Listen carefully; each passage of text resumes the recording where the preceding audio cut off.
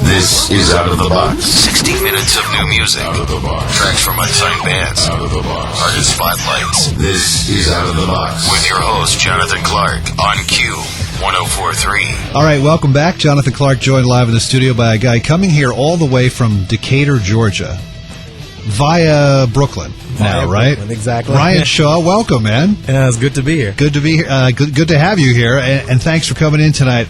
I saw you play at the Cutting Room, and I guess it was a couple months back. I guess you were doing what they call a residence at the time at the Cutting Room. You played there like every Tuesday or Thursday or something like that. But, man, your voice just completely blew me away. Just when I was thinking that you were going to, one, run out of air or not be able to go higher than the note you were singing at the time, there you go, you sing another verse and you go even higher. I mean, and you're running all over the place, too, while you're singing, too. You're sweating, you're going crazy. You started singing at the age of 3, right? Yeah, at the age of 3 at my home church in Decatur, Georgia. So who was it, like, in the choir that, like, inspired you to go to such lengths and heights, you know, like with your voice and your performance? There must have been somebody that you, like, looked up to, like, in the first few days of singing, right? Yeah, it was the Anointed Pace Sisters from Atlanta. Right. Or like this local group with LaShawn Pace is like the most well-known one. But they all had these crazy, ridiculous ranges, and Daryl Coley was another one, and he was just like this incredible tenor, countertenor, kept reaching higher and higher, and I always wanted to be Daryl Coley. And these are like gospel artists? Yeah. Right. And, you know, when I saw you live, I said, this guy, and I said it to Chrissy, as a matter of fact, this guy is like the 21st century Jackie Wilson. That's a big compliment. Thank you. You know, so who did you want to sing like when you were 3 and then you were in church and you were in the choir and then you got older? Who was it that, like, you probably heard records, you probably listened to the radio, and who was it that sort of, you're like, man, I want to sing like that guy, or even that girl for that matter? Well, according to my range, it was that girl, actually. It was right. It was a lot of Whitney Houston and Mariah Carey back in the day I loved, because when I was really, before puberty, when I was really singing high, you think I'm singing high now. When I was before puberty, when I was really Vienna Boys Choir high, right? Exactly. I used to sing all those Mariah Carey songs, someday, I was screaming at the top of my lungs. And Minnie Riperton type runs, right? Yeah, so... Yeah, exactly. And those are the people that I really emulated. And later on, when I found out about Aretha Franklin, she's like one of my biggest influences, actually, too. Aretha was. When did you realize, like, I'm pretty good? I can kind of mimic that. It's probably like sports or something. You just like, you have it or you don't. I was 3 when I realized that. Really? You're pretty conscious 3-year-old. Yeah, but that's I think that's the only thing that I've always ever wanted to do was sing. Right. From 3. And in your music, I hear stuff like doo-wop, from the 50s even, and then like rock and soul from like the 60s and 70s. Were those sort of big influences on you, that sort of music growing up and listening to it? No, actually. Really? Actually, I got into that music much later in life. Actually really exposed to doo-wop and really soul music, original soul music.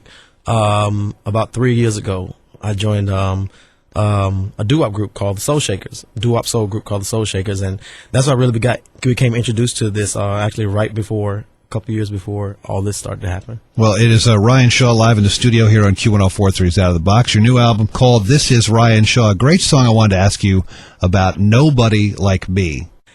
It expresses my more confident side, I would say.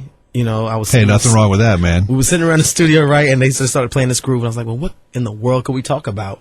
And then I was like, well, you're on the phone, conversations with your girlfriend or whatever, and, I'm a pretty romantic person, so they always get spoiled, and then when I have to be a little tough on them, then they go, well, I'm leaving, you can't, you don't know. So, that's more my confidence side saying, well, you can go, but, you might as well put your stuff back down, because nobody can love you like me. Who can take you down and please you like a lover?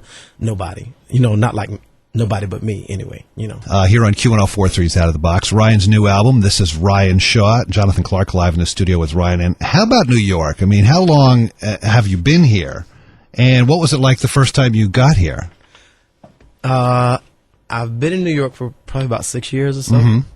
And it was a huge, huge culture shock. I was here. Tell me about that day. Did you drive? Did you fly? How did that? I was on a bus with Tyler Perry. Wow. Actually doing a stage musical that closed at the Beacon. Right. What was the name of that? I Know I've Been Changed. Yeah. Because I was reading about that. Yeah. And Tyler Perry is like huge now. This was right before he got really, really huge. So you're on the bus with Tyler coming from Atlanta, or I don't know which city we were before. It was like Philly, I think. Okay. We were coming from Philly. So we came in through the Lincoln Tunnel, and you know that turn, right? And then you see all of Lower Manhattan. That's one of the best views. It's the best view, and and the towers were there at the time. Wow. So we go in, and we turn that corner, and all I see is all of this, and at the end, those towers, and I was just like, I was breathless. It was really literally hard for me to breathe. It was the middle of the summer. It was June 10th, the middle of the summer, and there's this haze over the city, but it's clear day, beautiful buildings, and I was just like, we're going into that. Yeah, because it comes out of nowhere. Out of nowhere. You turn that bend and you look to your left and you're just like, whoa. Yeah, exactly. So that was crazy for me to see that many buildings in one, little space. So how far is Decatur from Atlanta? Because I know that in Atlanta, for example, right now, you probably know there's a big music scene going on right now and has been for several years. So why didn't you stay down there? Why did you come to New York? Was it because of the Tyler Perry thing that you came to New York, or? Yeah, and I also wanted to do. I'm also an actor, so I wanted to do some acting and to do both. That's Broadway. So right, I always had dreams of doing Broadway. So that was just the made sense at the time. So yeah. I know you've done some shows with a good friend of this radio station, Robert Randolph and the Family Band. Yeah, who's been in that chair many times, and I heard you're going to do some shows with Joss Stone. Yeah, I'm actually touring all summer with Joss Stone, starting April the 20. I think this is the 26th or 27th. In, right. What's that casino in Connecticut? Foxwoods. Oh, Foxwoods, right. Foxwoods. Yeah. Yeah, that's where it starts, and then we go all through the end of June, through late end of June. Well, you've been on the road before. Is this like the most extensive tour that you will have been on at this point? This Joss Stone tour will be. Yeah. Right. The other tour I did before was Robert Randolph again. Yeah. Because I've done 2 tours with Robert. I did one back in October, November last year, and just, last week we just got back with Robert. So I see a tentative date for June 8th, Central Park Summer Stage. Yeah, that's with me, Joss, and Common, actually. Oh, that's good. Oh, man. Summertime in Central Park? Yeah. Hey, let's talk about this other song in your CD I really like. It's called We Got Love. It's like a real sort of old school sort of vibe to that song. Talk about that one. We Got Love was towards the end of the records when we start writing all the original songs. We Got Love was the next to the last song written. Nobody was the last. We Got Love was next to last. And isn't that funny how the last song you written becomes like the single or first something? Single, yeah, it's crazy. Crazy, yeah. Yeah. But yeah, We Got Love was more, I call that the song that as an artist, I think I'm really blessed to have that song on the album, because that's like, as an artist, that's what I would love to say to the world. Because, the industry is so much today is like just, inundated with a bunch of crap, cars and girls booty shaking and all that stuff.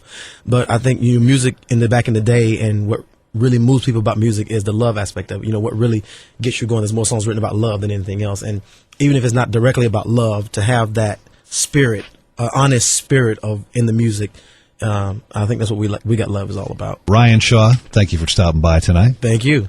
It's Ryan Shaw and the new album, This Is Ryan Shaw. We'll see you at Central Park Summer Stage on June 8th. Yeah. For more info, go to Q1043.com, keywords